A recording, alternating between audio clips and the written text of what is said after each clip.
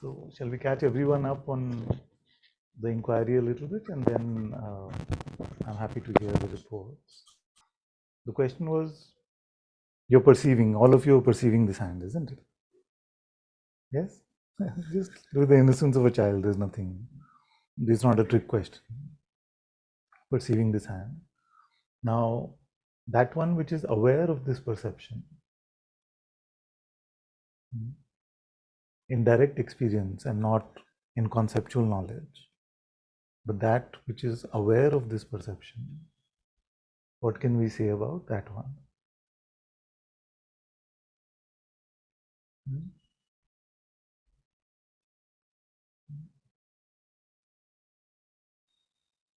Question is clear? It's clear? Shall I repeat? I'll repeat. So very simple, okay? Don't think it's something very spiritual or difficult or nothing. So, and also your mind will come and tell you, I'm just happy to be here and I can meditate and so don't worry about all that. Just try to follow as simply as possible, and anything that you don't get, don't worry about disturbing anyone. Just stop me and say, what are you saying? Yeah? So the question is simple. You're perceiving this hand, you're seeing this hand, isn't it? So the eye which is perceiving or aware of the perception, the eye which perceives this hand, let's put it simply like that to start with, what can we say about that one? Can that be perceived? Can that be seen? Can the witness of this realm of perceptions, or in particular this particular perception, can that be seen?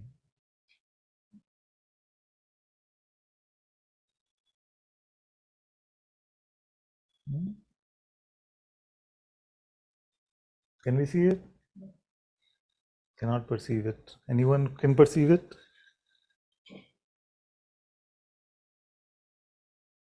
Anyone that can see it? So then either all of us are in trouble because we are here to discover the self, to find self-knowledge, to come to Atma Gyan or Atma Darshan. But if you're waiting for an experience of the self, none of us can perceive it. So either none of us have found the self, or there is something wrong in the way of perception. You see? Now, it has also been told to us in Vedanta that everything that you perceive, it comes and goes, and therefore that which comes and goes is not the reality that we are looking for. That which comes and goes is not real. But all perceptions, they come and go. And if the perception of the self was to come, so you had a experience where you came to the self, you see, or God or truth, then that will also go. What is the value in that which comes and goes?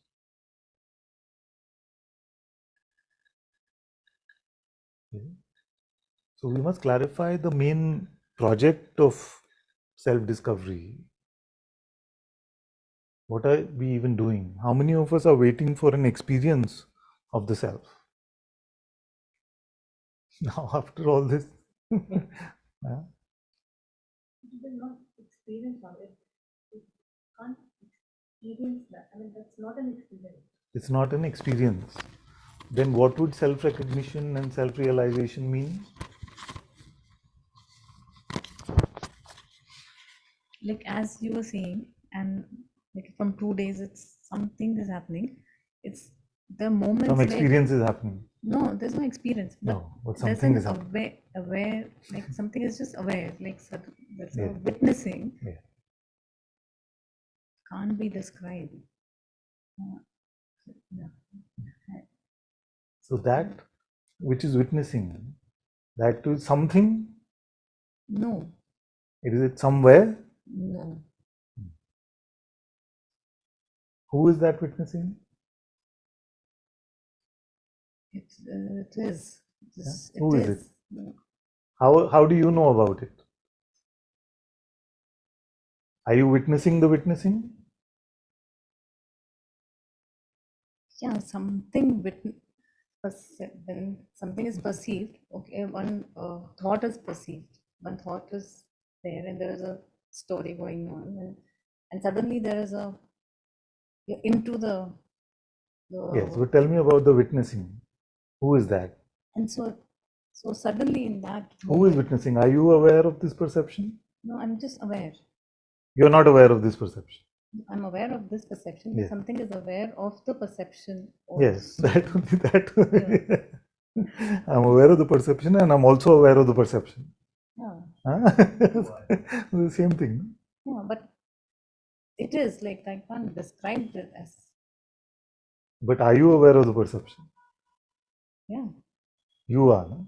So this you, tell me something about it.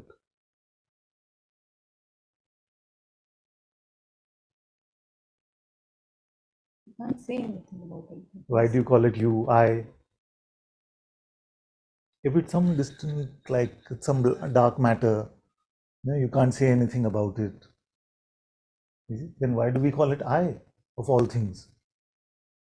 We should call it some absurd abyss, void, The sense of shunyata.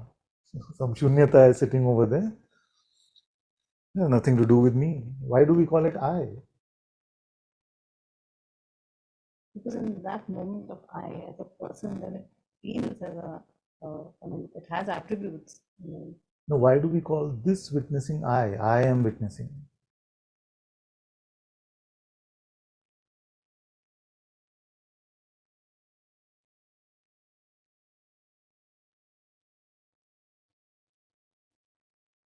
On what basis?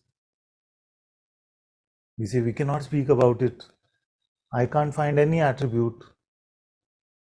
It is nirguna. But we are very naturally saying it is I. Because it feels it exists. Like I am, like it feels like, it doesn't feel, but it just knows something. You know it somewhere. But is that knowledge perceived? Like, do you perceive this awareness as yourself? Do you perceive it? For perception, you need what? Some attribute. Some quality, some attribute. But you don't perceive it.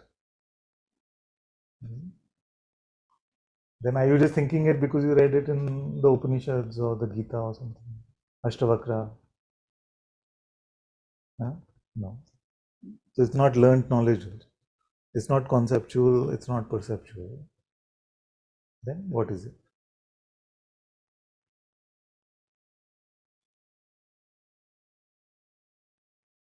Is there a third type of knowing?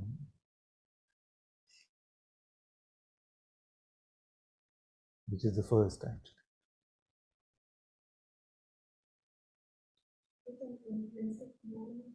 Yeah, it's just intrinsic. You see, it's just there. I just know. I just know myself. What else do we know in this way? Nothing. Nothing? Love.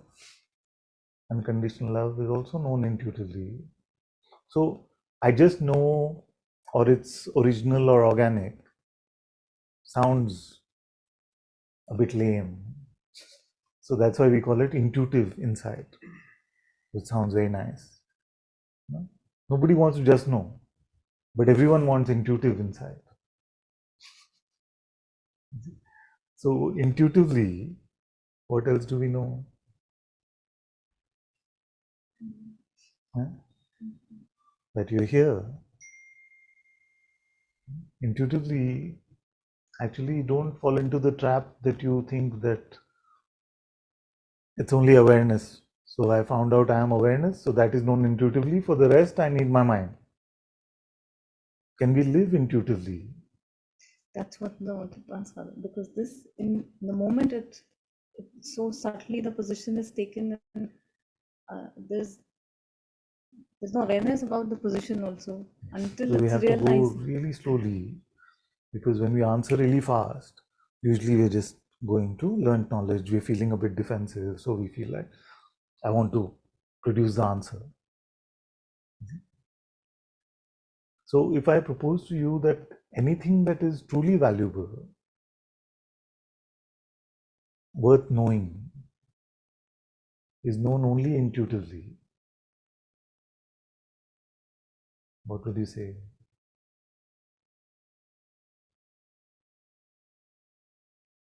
This is the beauty of self-knowledge, that as we come to self-knowledge which is intrinsic, inherent, intuitive,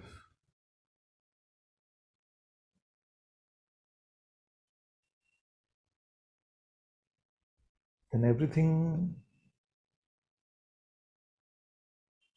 that is on that side of perception, that side of attention, all guidance that we need about living in the world is also known. Now, and that is why anyone who comes to the self says, I don't know anything in my head. You see, they may just say, I don't know anything, but I'm not lost, I'm found. Nobody has come to self-realization, recognition, and said, but I'm so lost. What do I do? They're not running helter-skelter, trying to find solutions to non-existent problems.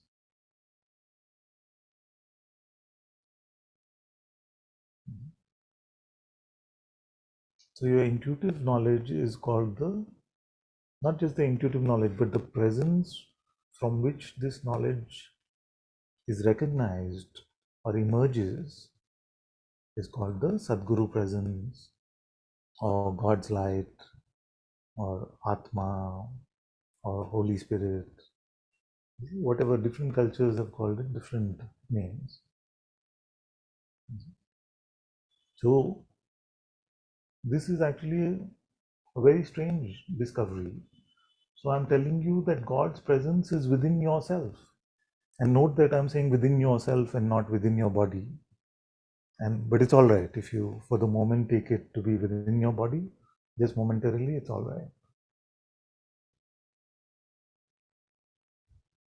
There's actually a living being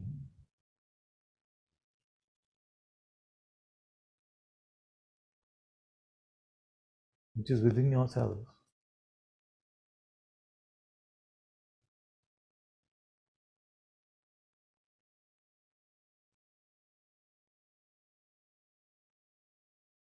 But most of us in our whole life live in a denial of that,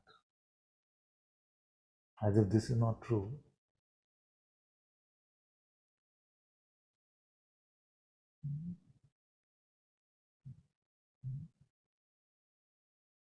And this is the absurdity of Maya, that that which is the most obvious, most inherent, is neglected.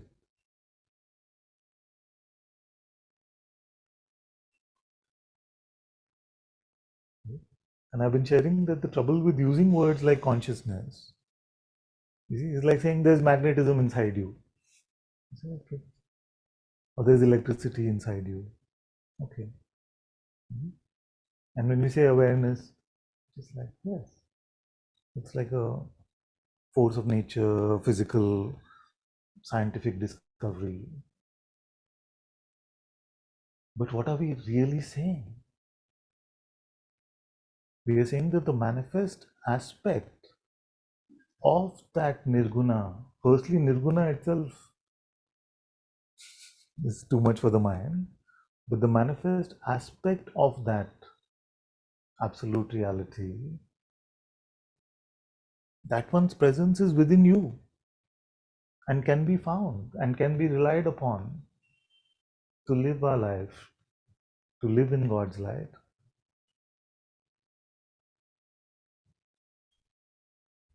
And I'm going to provoke even more and say that unless we live in His light, we are just living as if we are slabs of meat or food, which is going to be eaten up by time, like this glass of juice. is going to be eaten up by time. Same way, this slab of meat will also be eaten up by time. So to find this presence, which is an eternal living being, is the most important and urgent project that we can have. And I'm not saying to any of you that you must take my word for it and believe that this presence is within you. What are the attitudes that you must take? You can first take the attitude that this one is stupid, or he's a con artist, or he's some fraudster, or whatever. I am going to prove him wrong. There is no presence within me. Okay? I'm going to prove him wrong, it's all rubbish. There is no spirit, and all spirituality, therefore, is just made up. First, that can be the attitude. Second can be that I sense he's telling me the truth, but I don't have this discovery. I cannot say this authoritatively. So I must find this. And therefore you can ask and say, how do I find this? Because I don't find it. And I trust you when you say that we haven't even started living unless we are living in the light of this presence. How can I live like that? How can I be like that? But either way, you must take one of these stands, and taking one of these stands, you will, with God's grace, with His blessing, you will come to the truth. But if for some strange reason you're able to say, yeah, maybe I'll look at it tomorrow, then Maya is winning. You see?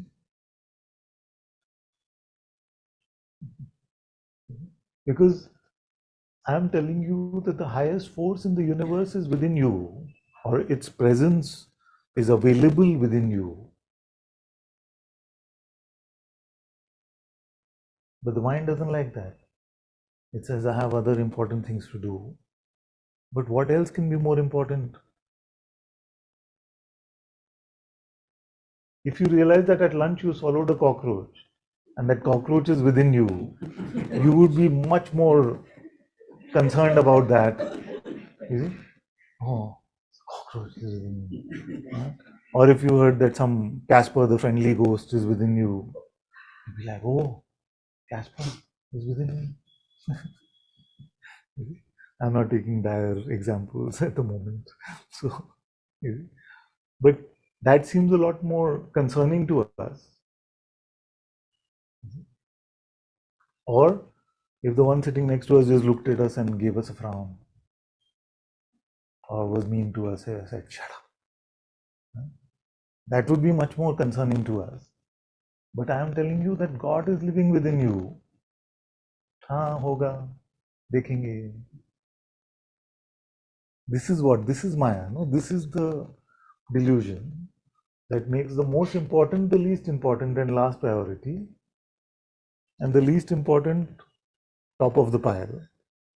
Let me deal with this person who was mean to me, rather than the fact that God is here. So this whole battle is for time. This whole battle between the mind, which is the narrator of Maya, and the heart, which is the Sadguru presence or the Holy Spirit within yourself, is for time. And every day, even in spirituality, we postpone. We postpone. We are trying to deal with worldly, ephemeral, temporary Maya, which is not even real. And all our time has gone in that.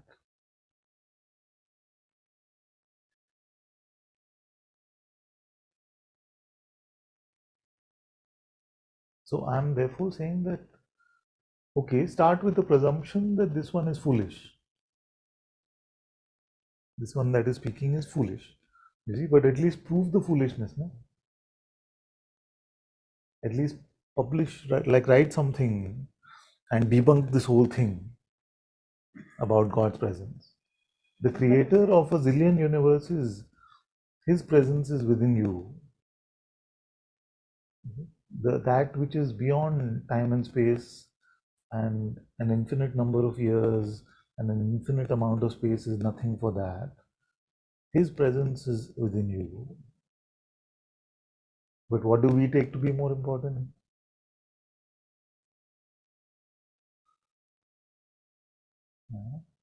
What happened in my relationship? What's happening in my bank account? What did my manager tell me? What is the state of my body? Oh, there seems to be a small lump here. You see? What could it be? You see, I'm telling you, God is living within you. No. That lump will get more attention. Not that you must not see doctors. I'm just saying that how do we prioritize? What is the basis of our giving importance to things? The presence of the Saguna is within you. The Nirguna gives birth to consciousness, which is the Saguna, the being, the unlimited being.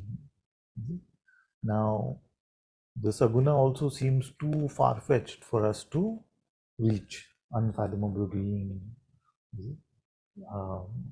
boundaryless reality. And so, therefore, I like to say that God in His grace and mercy said, okay, now it's too far-fetched for these children at the moment. So can I send them a lifeline? Can I send them a hand to pull them in? But it should have the fragrance of God, otherwise it will just become another feeling. It should have something which is neither worldly nor completely out of worldly.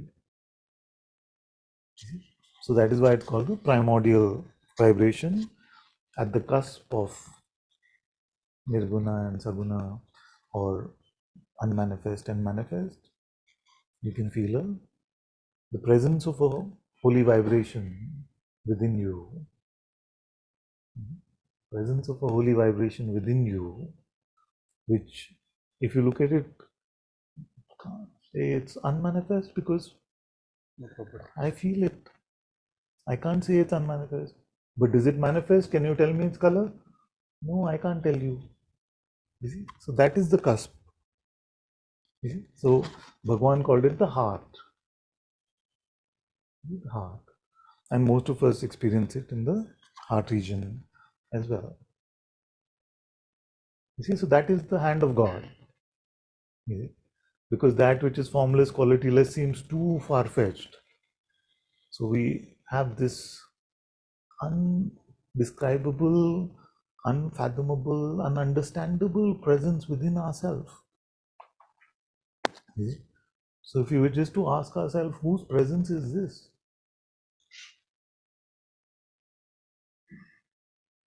With openness and innocence, if you were to just ask, who is here? Who is here right now? If it is His grace, we may come to the discovery of God.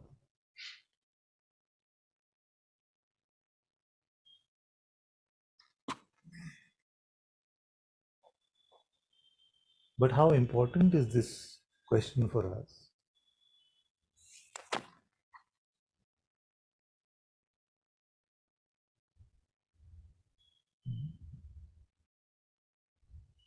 Is it important enough to bet our whole life on it?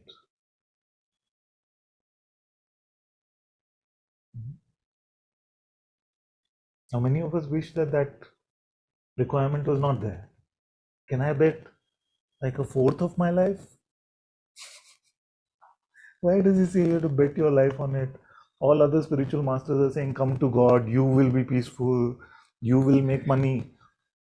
I met somebody the other day, they're starting a new Vedanta project. I said, what is the project about? So she said to me that it is about how to use Vedanta for personal growth. How to use Vedanta to be better professionally, to be better in relationships, to be better in all of that. You see? And I'm sure it'll do very well. You see? Because everybody wants an elevation of the so-called self, the non-existent self. Nobody wants to risk themselves.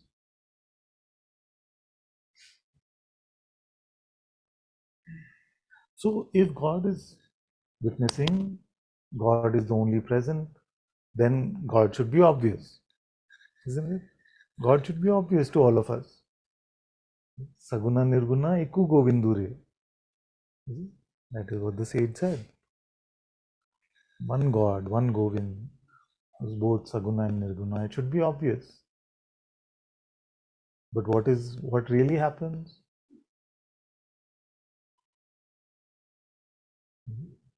Because we are full of ourselves, we are full of me, there is no room for God. And it can sound absurd that if God is everything everywhere, then why do I need to make room for Him? But this is the fundamental play in this game. This is the fundamental thing. That's why the sage said, the lane is too narrow. Gali hai sakri. The lane is too narrow. If there is me, there cannot be God. If there is God, there cannot be me.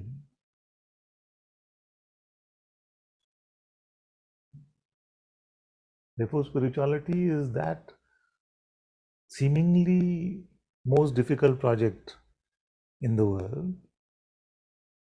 which is to become empty to ourselves. मेरा मुझ में कुछ नहीं, जो कुछ है वो तेरा. If you can say that with integrity, then we've made a fertile ground for the darshan of God. We may wish it was not like that, and in God's grace, He makes many things possible. So it is possible. In His grace, everything is possible.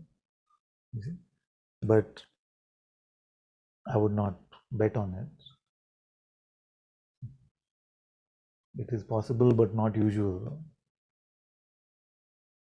You may get a glimpse.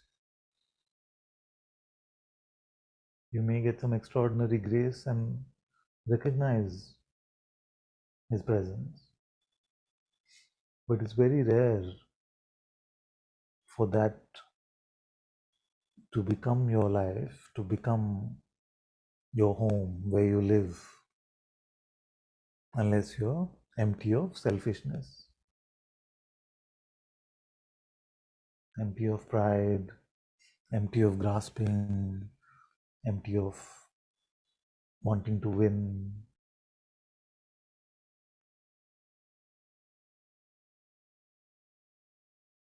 The second in the two, which is me, comes to a point, the more we live in insight, the more we live in the truth, becomes more and more transparent. But it never becomes fully flavorless.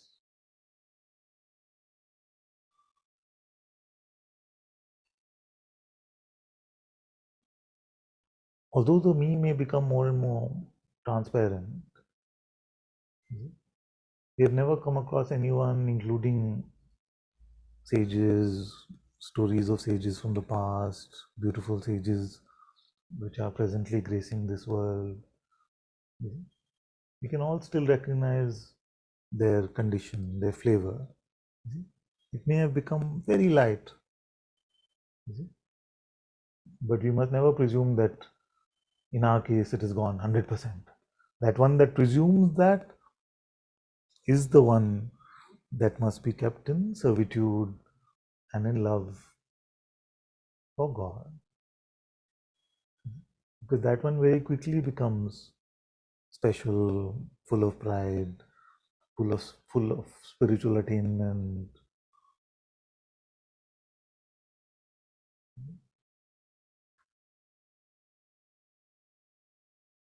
So as long as this world appearance is here, some conditioning is bound to play out.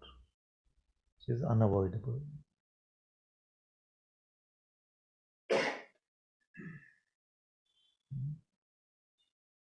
Therefore, insight, which is to know, really know intuitively what my reality is, self-knowledge,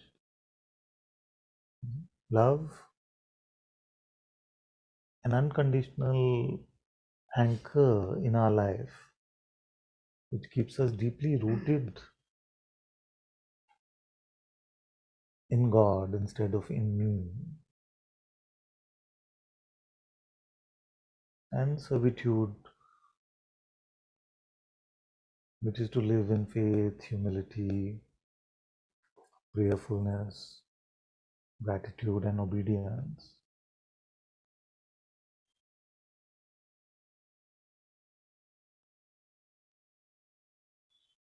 Is very important.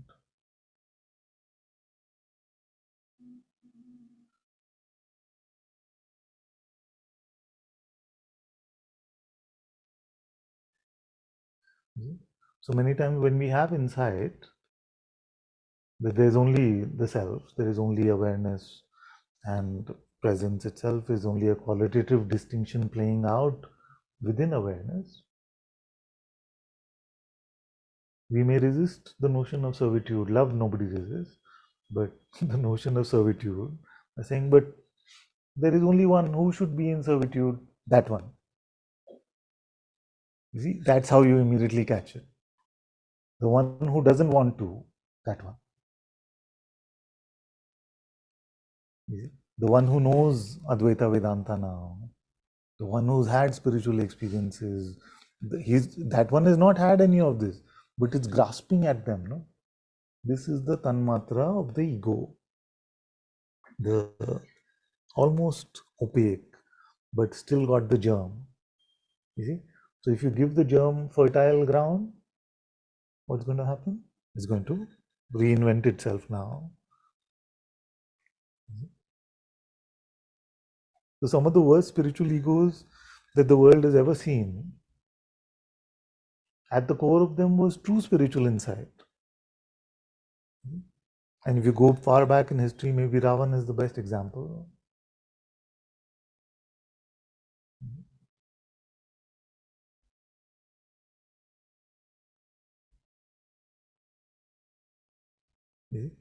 So before buying into the notion that there is only one who wants to be in servitude, why should there be servitude?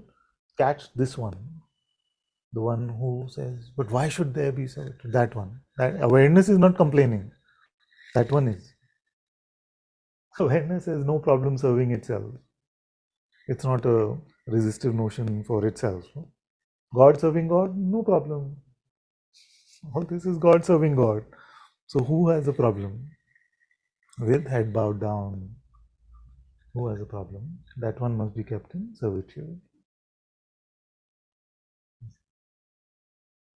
So let's clarify that. There is awareness which is aware of perceptions. Yes? Now you said there's an I which wants to focus on that awareness. Which I is that one? Is it existent? Is it true? The mind wanting to pay attention to awareness, but attention can go to only the qualities. Can attention go to the qualityless? Try to send attention to somewhere which has no quality. So there's a misconception. So we may feel like I'm going deep within myself. So that is the withdrawing of attention into one end of the spectrum, which may seem like just dark, empty space, or it may seem like there's a luminosity there. You see, but attention cannot go beyond this to that which is without any quality. So we cannot send our attention to awareness. So the mind's attempt to perceive awareness using attention is a failing project because awareness is nirguna. Do you see that there is a difference between, what is the difference between awareness and perception? Also, there is perception. What is perception? Perception is just a fancy word we use to denote sight, sound, taste, touch, smell, imagination, memory, thought.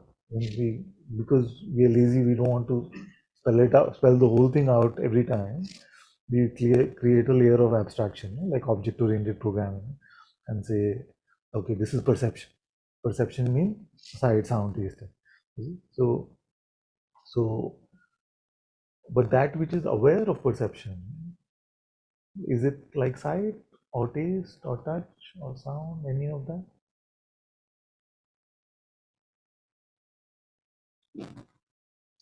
It remains itself unchanged. It doesn't have even the quality of sight or sound or taste. Yeah? This is all perception, modes of perception. That which is aware of perception, so that is awareness. It cannot change. It doesn't have modalities. It's just aware. You will be aware of attentiveness, which means attention is at a single point, Yes. or a diffused attention, which is you're thinking also, you're asking also, you're seeing the world also. So it gets diffused and everything gets a bit blurry, because attention is limited, but awareness is not. You see? So I say, okay, imagine a tree and look at this hand at the same time. You could try and do it, but both will be a bit blurry. Because attention is limited. But that which is aware of the blurriness of both these objects, of sight as well as imagination, that is not limited, that remains unchanging. So attention is like the phenomenal twin of awareness. So although it's very similar, it is qualityless, shapeless, sizeless, but it is limited. That's why I call it the phenomenal twin, because everything in phenomena is limited, but this is beyond phenomena. So that which is aware of the limitation of attention, that is aware of the blurriness or as well as the one-pointedness, that remains unchanging, isn't it? Yes. Now that is who?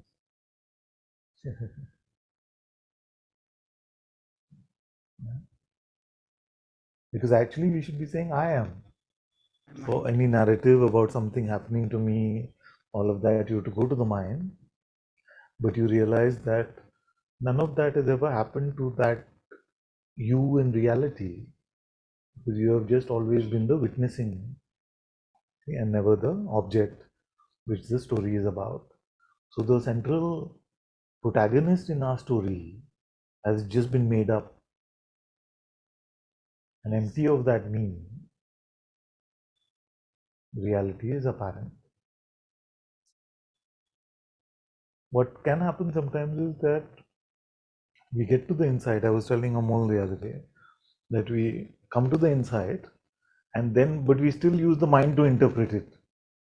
Okay? So don't do that, because it's just going to mess it up. Okay. So remain with the insight, and if no words are coming, then no words are coming. And in the entirety of our life, if people think we are stupid and we don't know what to speak, and you get fired from your job and all of that, it is still fine. But don't lose yourself. What would lose yourself mean? In actuality, you can never lose yourself. But losing yourself only means that when you buy into a wrong belief about yourself, when you go to the mind's version of you, then you bought the limited idea about yourself, and then reality seems to get obscured. And it is again against, or to let go of the obscuring of reality, which is the whole job of avidya, that we come to satsang to free ourselves from avidya. So be careful of this tendency to come to true insight, but then to make positions about it from the mind. You see? Just wait, don't worry. allow the presence to move your mouth, to report about it itself. This tip, one tip can save you many years actually. Many get stuck in this. Got the insight. This is what it was. It was like this. It's like so. Then that can give birth to the spiritual ego. So I know, I saw it was like that. You see, like that. Then you two may argue and say, "Oh, but when I saw it was like this." No, no. But when I saw it is like this. I feel this. So then both may make positions about it, which are not needed.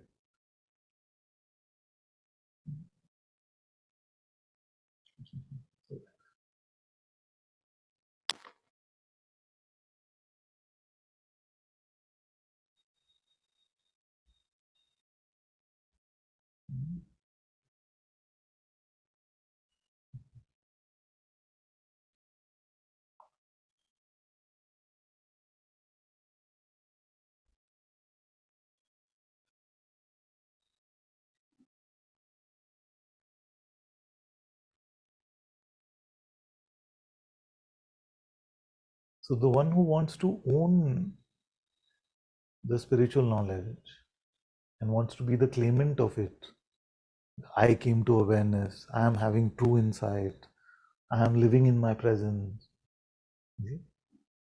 The best antidote for that one is servitude, humility, faith,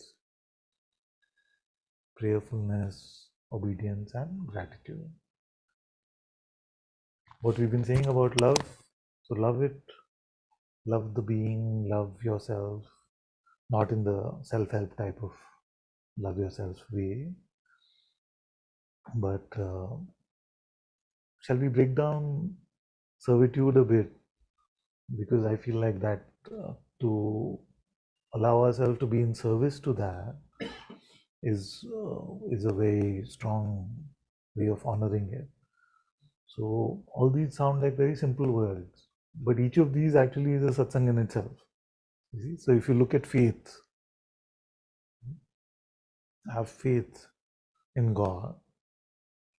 Does faith mean have blind, irrational belief in God? Yeah? Blind, irrational belief in God. Is that what it is? No, it isn't. It is to, especially in satsang like this, it is to trust your own insight, which is intuitive, more than what your rationality or the world perceptions are telling you.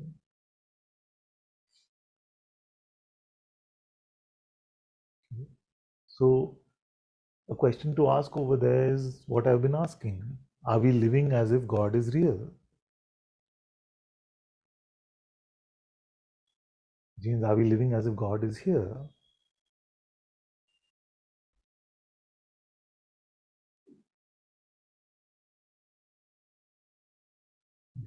So, to not be so quickly shaken out of it, to not be so quickly shaken out of it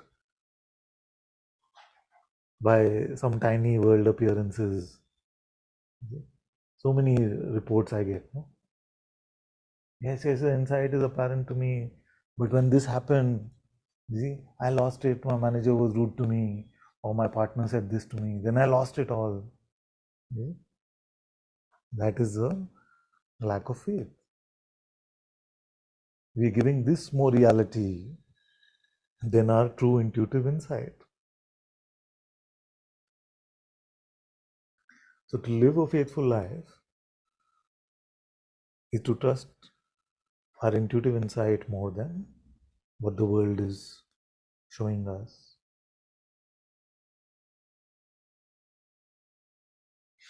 It's not blind, it is to truly see with the right eyes. In this moment, are we living in faith? In this moment,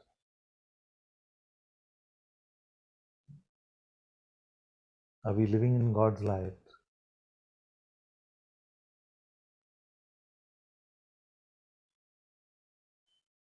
Is God real?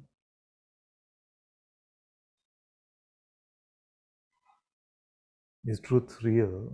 The truth that you came to,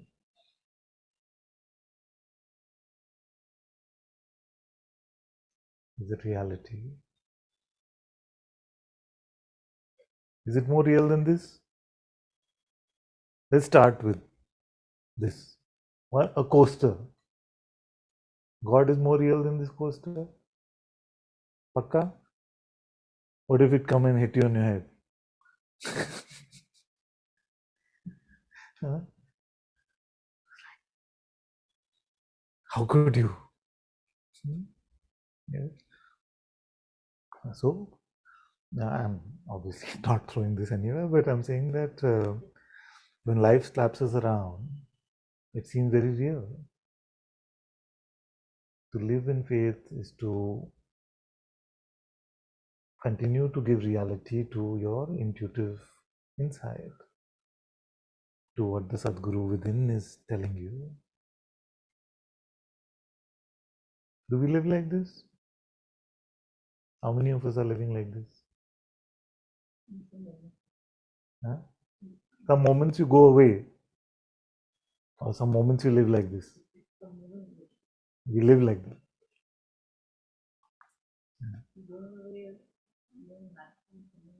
That's the conditioning. So she's saying honestly that we live in some moments in faith. Yes, when suffering is squeezing our throat, then we say, God, God, God.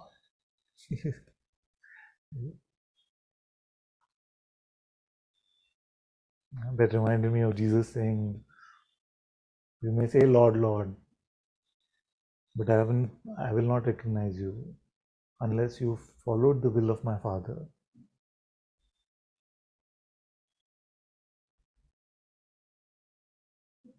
So it is not enough when we have no other option left then to call on God. When we have every option available to us, then to be with God is true faith. Of course, when life is squeezing our throat, we still must. That is the only option we have. But then when His grace, by His grace, things get resolved, and they always do. Then at least we must live in that faith, in that gratitude. But we forget. Then we again, boom, God, God, God. And again.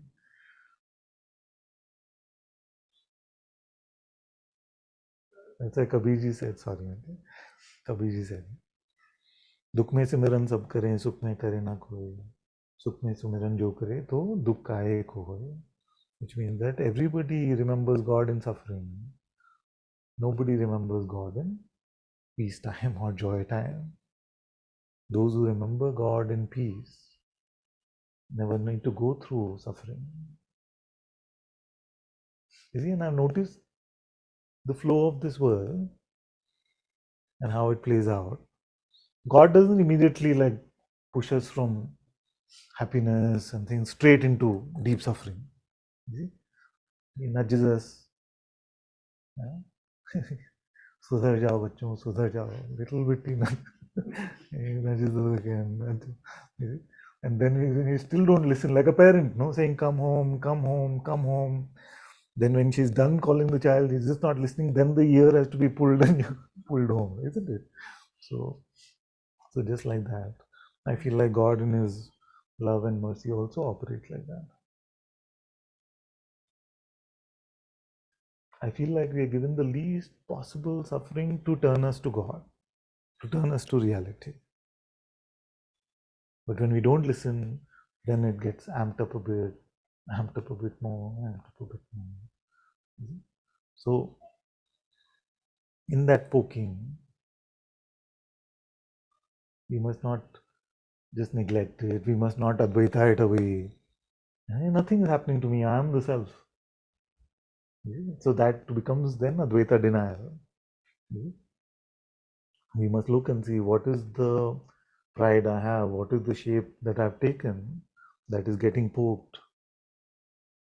by this, and we must not amplify the problem by just using conceptual knowledge that we hear in satsang. So that is faith. Then what else is important for servitude? Humility. Can you be a good servant if you're just like, you see, you're just treating God like the servant and you're like, yeah, what do you want me to do?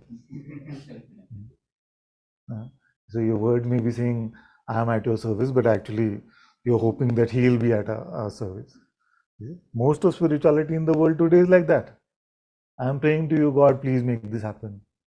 Give me a good job, make my relationship okay, do all of this. After praying for how long? 2 minutes. We become entitled. But I prayed to you also. So it is, isn't it disguised servitude where we wanting God to be our assistant? I think I am entitled.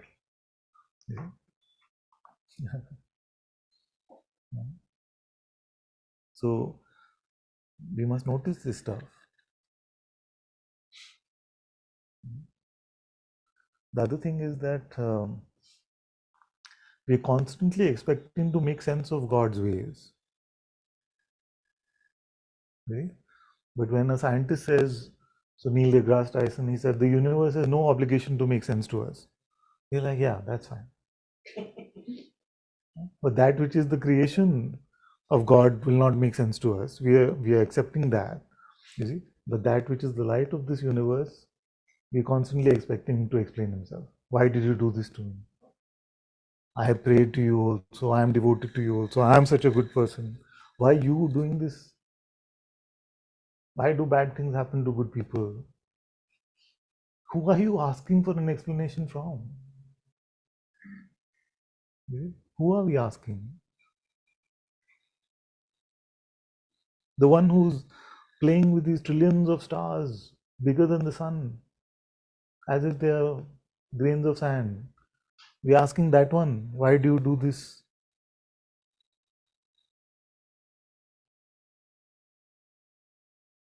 What capacity do we have to understand his ways?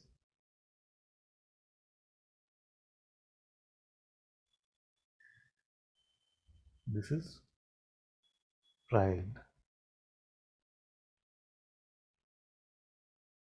I pray to God, but he still didn't listen to me.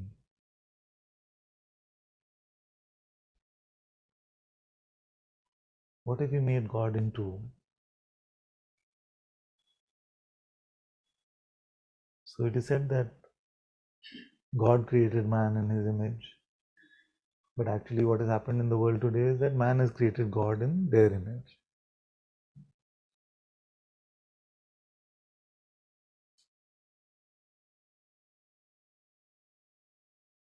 So we must let go of all this foolish pride and come into humility. We must accept that we don't have any capacity, anything special at all about us.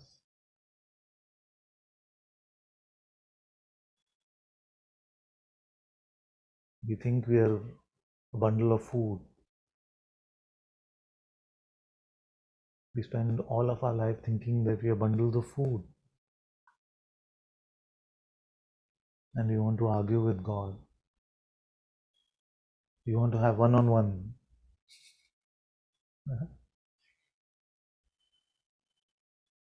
See, eye to eye with God. Look him in the eye and question him. How could you do this to me? It's just our silliness.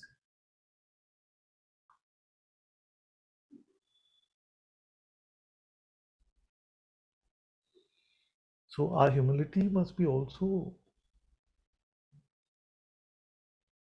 authentic by the awe that we experience when we meet God.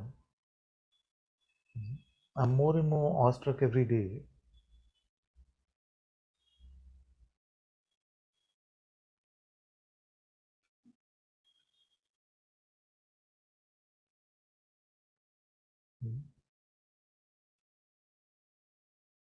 And so reverence, humility, all of that come naturally. Because what is so worthy about this foolish man, this mouth doesn't even deserve to utter the word God. But in His grace, in His sheer love, He has made this one an instrument to share His light.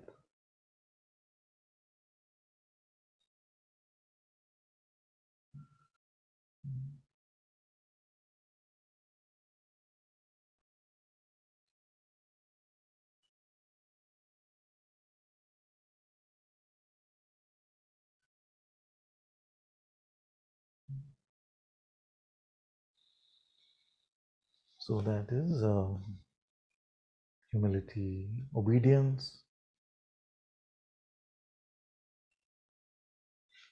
To be obedient to someone, you have to meet them, isn't it? Or at least have some mode of communication. How can we be obedient to that which we have not met? So live in God's presence. The inside part has helped you come to God's light. You must live in God's presence. And once you live with the Master, then the Master will guide you. Initially, the guidance will just be the organic movement which is happening to you as you are empty. They're just unfolding. Whatever you take yourself to be, whether it is the universe, you see, the universe is unfolding in His light moment to moment, or even if you take yourself to be the body mind, then allow the body mind to unfold moment to moment. That is to live in the no mind, to remain in the unborn, where already in our emptiness, all our problems are gone. Life is no longer suffering. You see, the world, as Buddha said, is suffering no longer when you are in the no mind, empty. So start with that level of obedience. Then you may notice that some guidance is coming. You may be talking to a friend and you may find your mouth saying something from a different place. And you may wonder, where did that come from? And all of us would obviously love that, because who doesn't want to share satsang with others? But can we not follow our own satsang? So if God can guide us, if God can guide others, why can God not guide this life? So there we go from organically allowing God's presence to move this life, which is the end of all trouble anyway, to truly becoming His servant by following His guidance in the heart.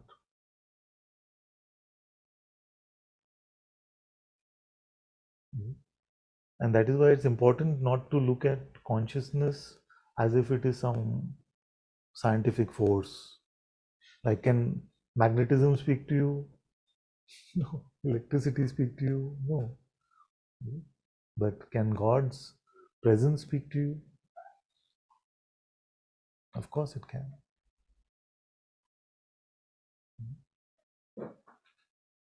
So remain empty and follow God's guidance. But when He guides you, projects may not seem like they are the simplest. So like Hanumanji was given the most difficult projects. Go alone to Lanka and give Sita Ma a message. Go get the Sanjeevani booty from the north of India, fly and do it. And of course, the strength to accomplish the project will also come from God, but we must not wait for that first. The mind can make that into a block. Say, okay, if you're going to ask me, then give me the strength also. That is also a lack of faith. Because is God not intelligent enough to know that if He's asking you, then you will need to be given the strength also?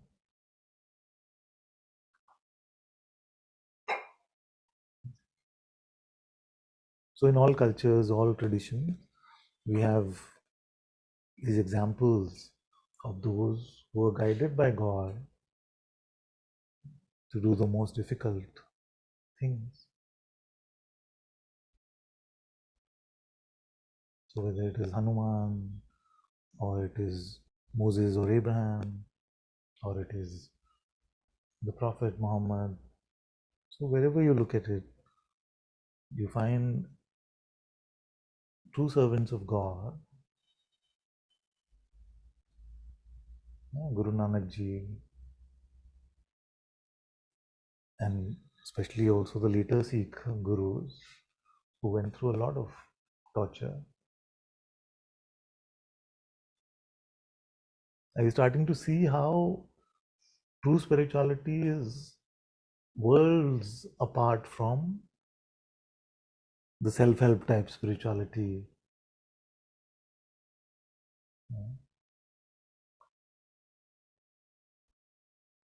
Where we say, oh, this practice is not working for me anymore because I used to find so much bliss and peace. Now it's stopped. So all this egoic sort of idea of thing, whereas obedience should seem risky. Faith should seem risky.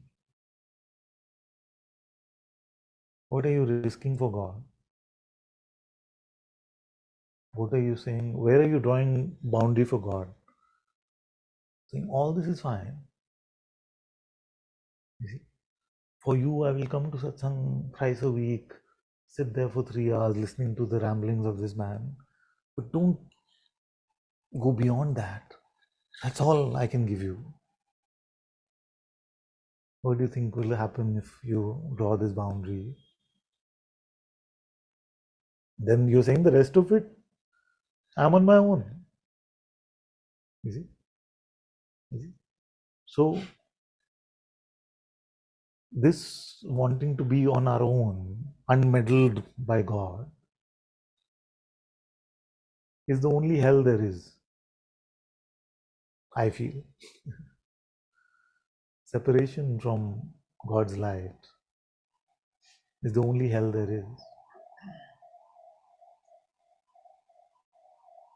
So, where do you draw the boundary?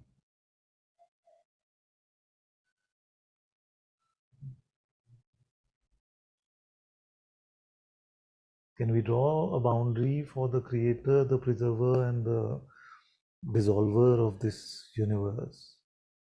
And say, no, no, your scope is still there. My relationship, my money, my health, and my intellectual pursuits, I will handle.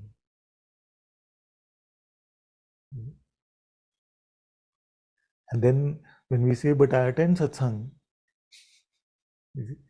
then isn't that just like what we call in the corporate world a tick in the box, like guilt alleviation? That I haven't really given up my life for that which I know in my heart to be reality, the truth.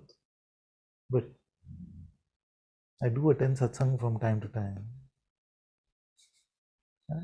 The idea of this is not to make anyone feel guilty or unworthy, but just to shake you up a bit.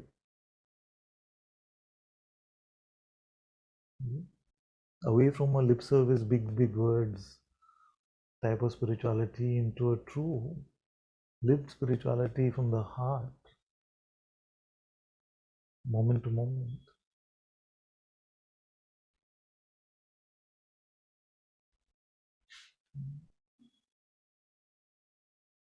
The mind will make all this sound very radical,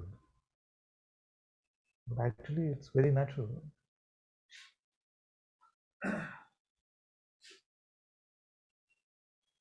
If you truly loved somebody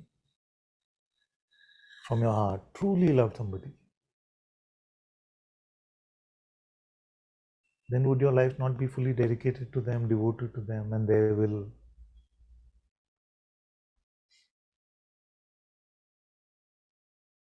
Doesn't all the aspects of faith, humility, obedience come naturally when we're deeply in love? We're willing to do anything for the beloved.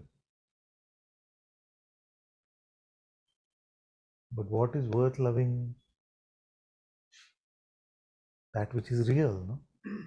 That which is giving light to this world, that which is gifting us our breath.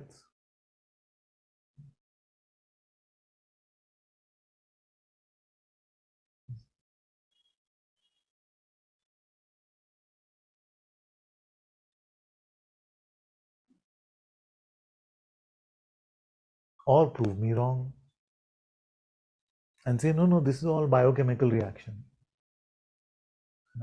The brain does all of this. Then explain your life using the brain as the construct.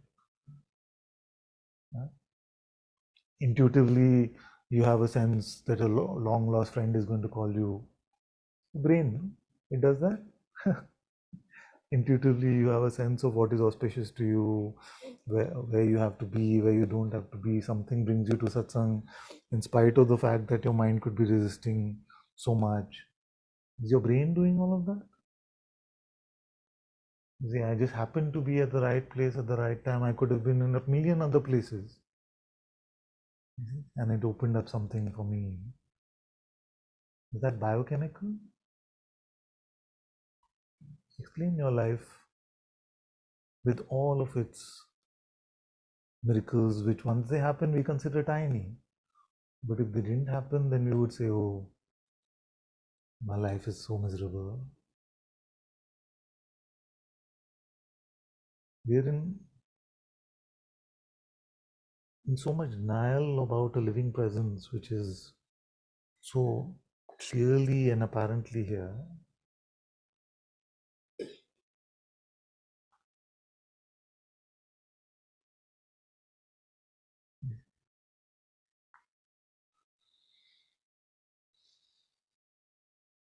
So, how to be obedient to God's will? Everyone has told us we must be obedient to God's will. Hukum rajai chalna, nanak likhana. I said often that the word Muslim itself means the one who follows God's will. Islam is to follow God's will. And the stories of Lakshman, Hanuman, Bharat, all of them are beautiful because what? They were so devoted to God that they would follow His will even at the cost of great danger, great risk. Abraham, Moses.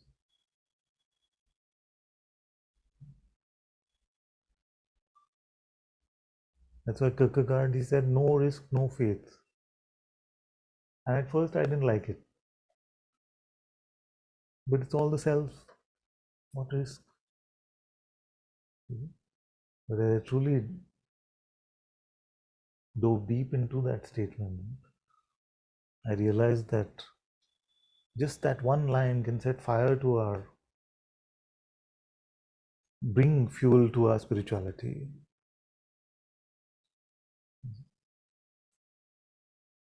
From a comfortable lip service spirituality to a really potent life-changing transformation.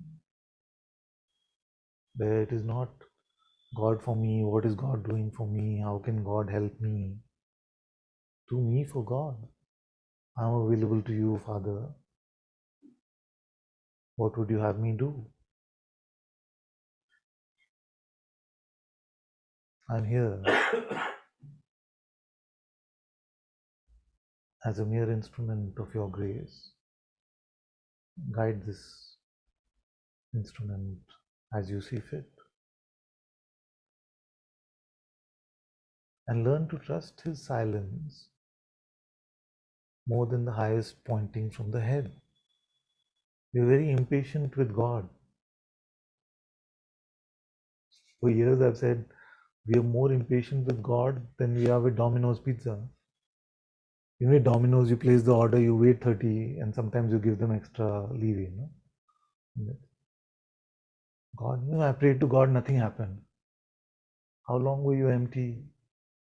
For a second, because that's how much time God wants, like that. But this is about risking our whole life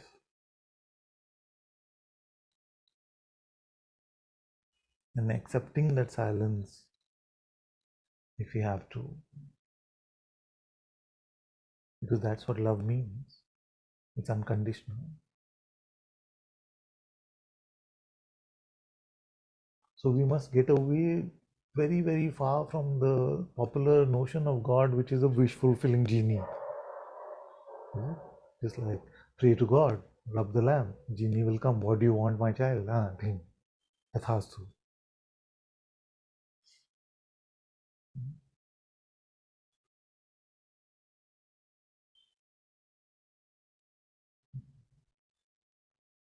It has to be the other way around by a much greater degree. Every moment be available to God.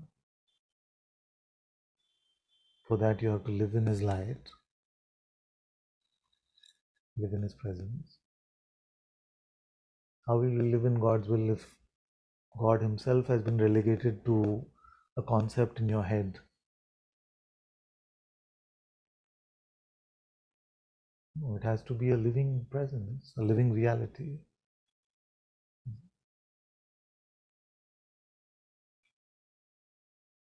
So that is obedience.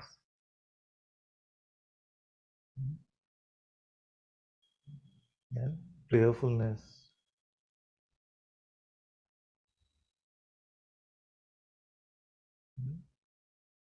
Now, most of us in Advaita Vedanta have a notion that we can't pray to God for something.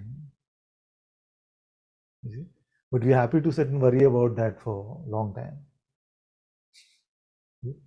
I'm worried about my job. I'm worried about something, my children. So we sit and worry. But because actually it is not good to go to God to ask for something specific, I'll not pray to Him for that. Now this is an absurdity, which is a mental creation. So if you're going to sit and worry, you'd rather sit and pray. Because what do you think? Is that God is not noticing your worrying?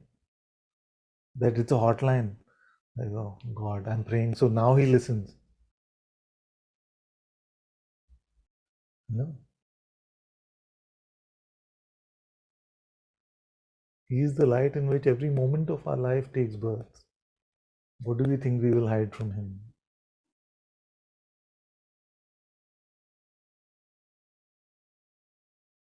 What the mind can know about you is nothing compared to the one who is breathing you, who is birthing you every moment.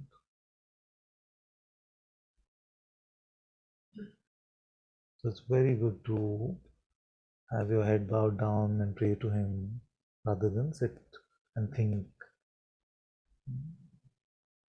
fruitless thinking. Bow down and pray.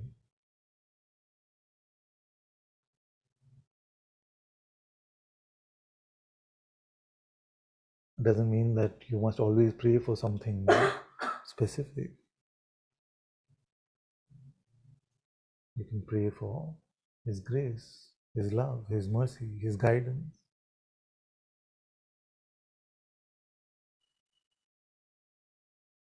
And then your prayer, when it is truly authentic in your heart, becomes a communion.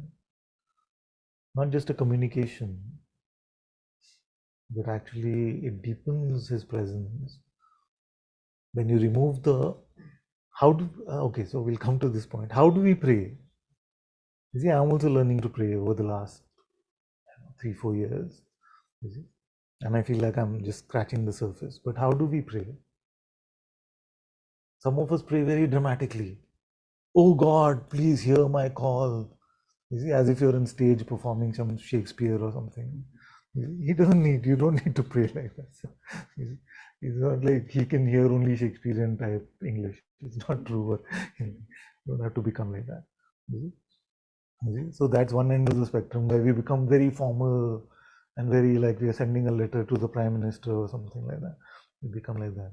And then other people, they pray like, yo, bro, why haven't you done this? Yeah, we pray like that. There's a certain sweetness to it if it is coming from innocence. It's fine, but both of those are I wouldn't recommend. Although either of those are better than not praying. Either of those are still better. I can just pray naturally. Father, I'm concerned about my child, and please guide him or her to make the most auspicious decision.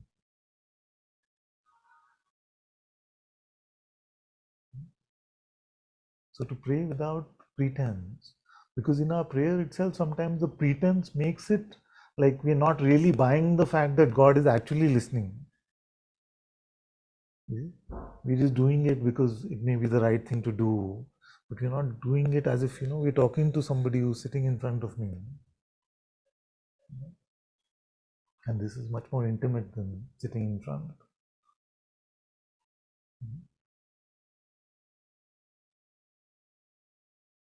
So before you have any other tactics for anything in your life, you can bring it to prayer. If you don't use tactics and you're open and empty, then that itself is prayer. But don't let your mind use that.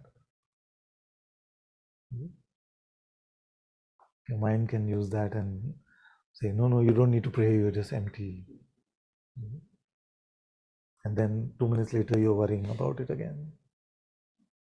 So be honest with yourself. This is like golf. Yeah? Like golf in the sense that you only compete against your own handicap. So nobody from outside needs to come and judge you and say you're not prayerful enough, you're not obedient enough, you're not honest enough, you're not prayerful enough. So you don't need to lie to yourself. If God's presence is a reality for you and He is here right now, rather than bringing it to your head, why would you not bring it to His presence?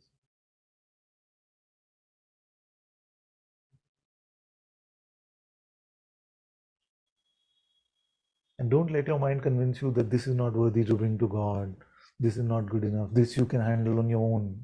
You see, that handling on our own is the original sin. When we started to believe that we have the capacity to judge good and bad, right and wrong, to not live everything out of surrender to God.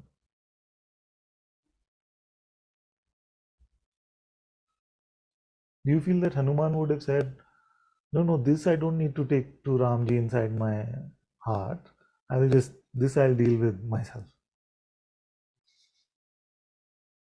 It is said about Hanuman that he opened his heart and there Ram and Sita were. What does that depict? Of course, we must take it literally as well, but he's talking about all of us. God is there in your heart. Why would we not live that way?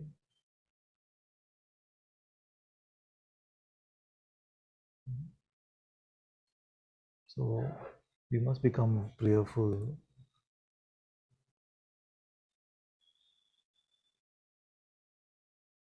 And if all of this is sounding like too much, oh, I'd rather just be open and empty, I can't be this. No, I'm just saying, target any one of these. Target any one of these, and the whole table comes closer. Pull at any one leg.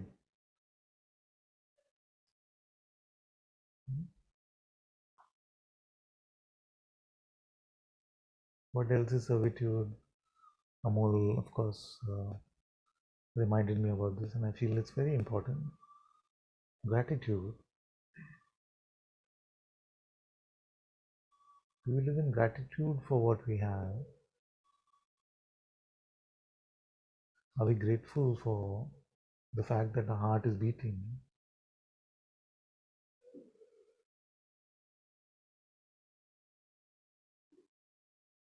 We must drown all entitlement in gratitude. God has taken such good care of us.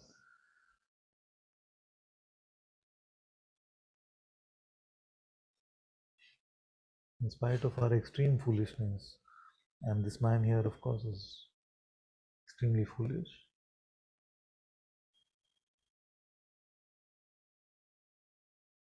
The silliest ideas we have, and yet God's grace doesn't leave us.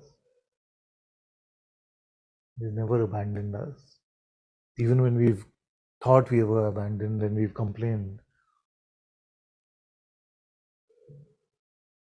But do we spend a moment in gratitude?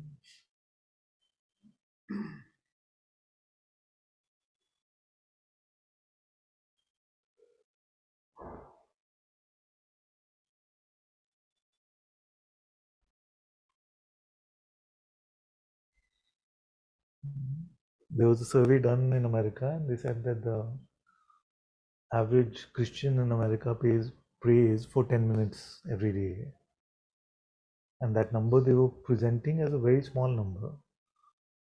And India is supposed to be the hub of religion and spirituality. But I feel like if you were to do a survey, our number will be much smaller than that.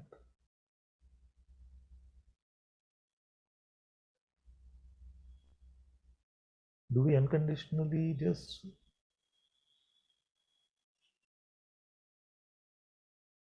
love God for 10 minutes a day?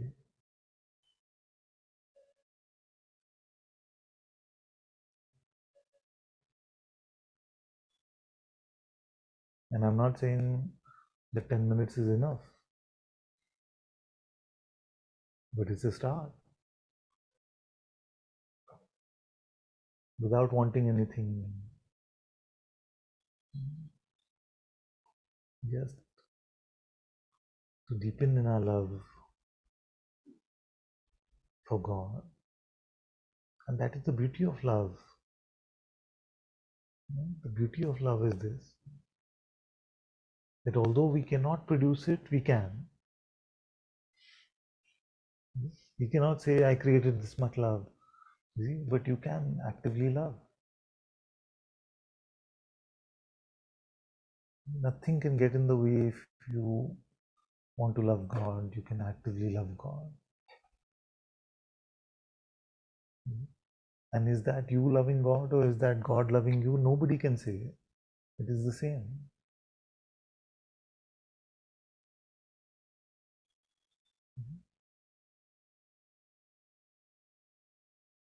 But are we going to go with our mind's objections?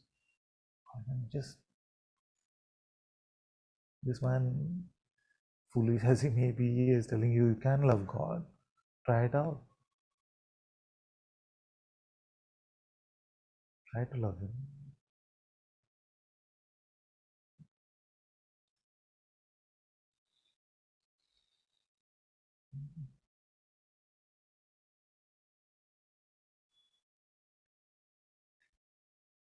So servitude mixed with this love is bhakti.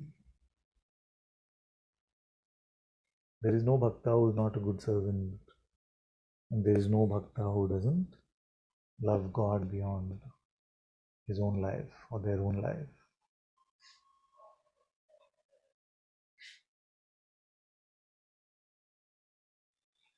So that is how you honor. That is the answer to her question. How do you honor the insight?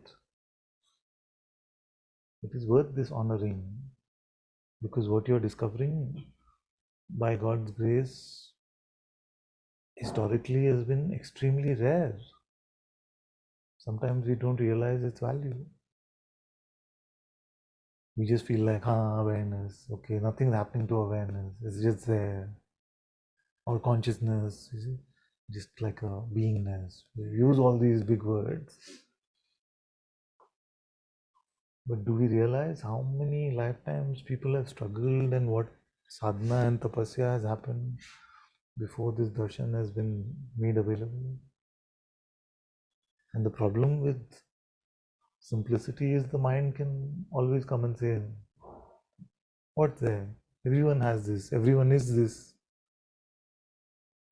It's very easy to use big words.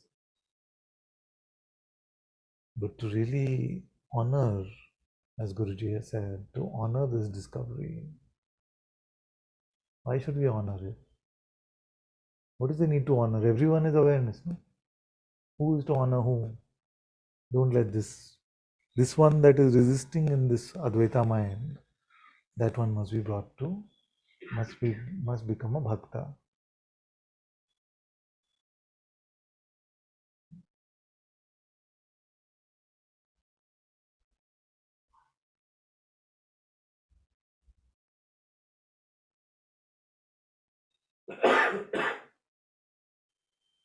Don't waste your life.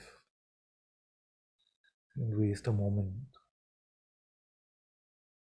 It is not too late today, but it will be tomorrow.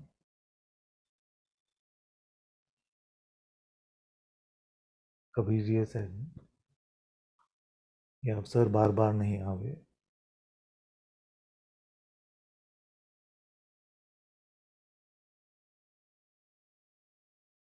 And the Granthis sang this in the Gurdwara the other day. Karima remembers, but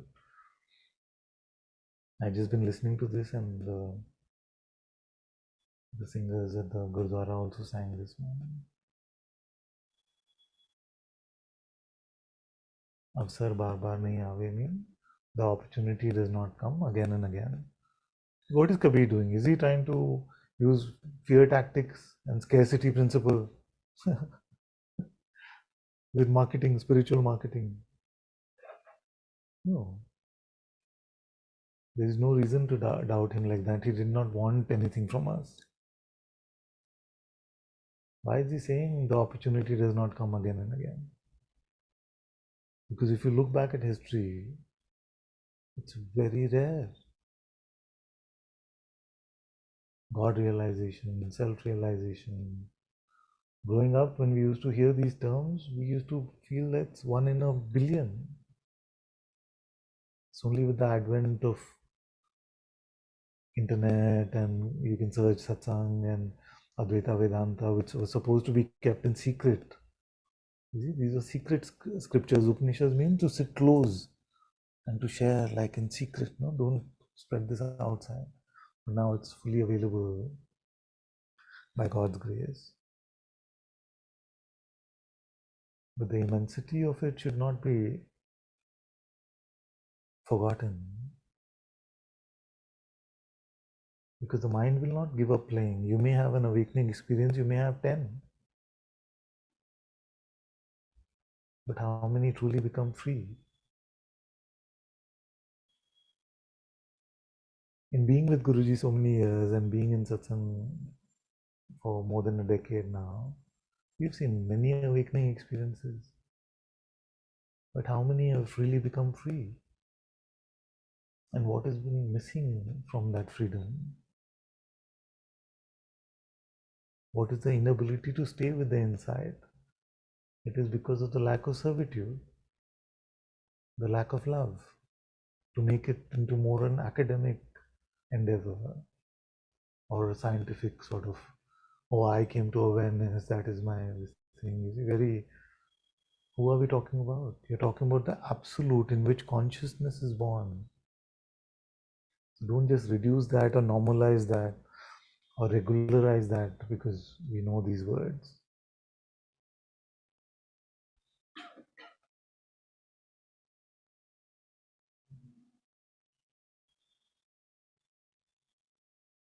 And entitlement, we must throw out. This instant we must throw out. Because you could have lived the most sattvic life and still not have a right over God.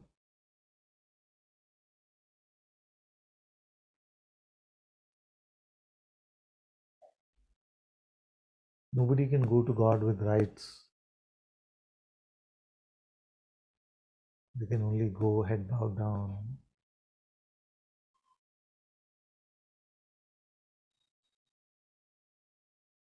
So nobody must ever believe that they were worthy of grace, they were worthy of entitlement, of enlightenment. They were entitled to it because they were so good in their inquiry and they were so good in their love. Stay away from this pride, because this pride will turn off the fire and you'll become just parroting robots. Just parroting robots. What you heard in Satsang, what you take to be true. There's no real authenticity if the fire is burnt out because of pride.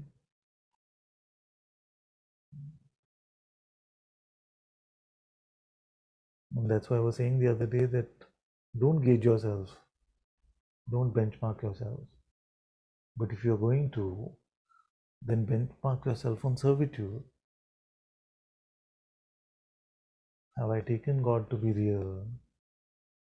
Or has it become all about me?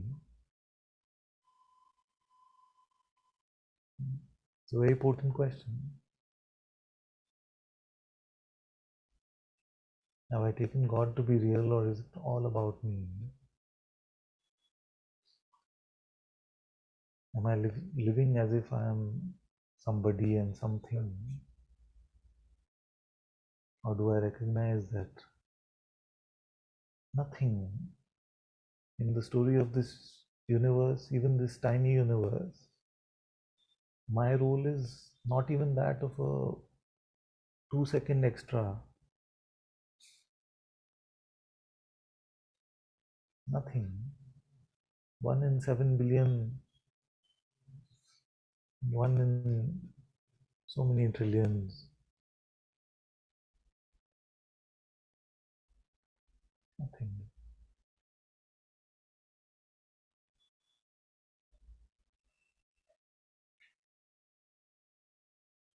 Have I used the tools that grace and the masters have made available to us? I prayed my heart out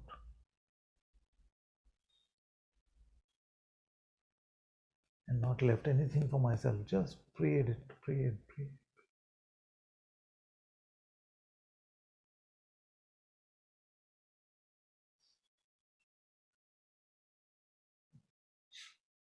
And do I remember to give thanks for every day our life is full of grace and miracles? There are only two things: miracles that we recognize and miracles that we don't yet recognize as being miracles. We may look down upon things, we may be ungrateful for them, but at the passage of time we realize we're so thankful that that happened.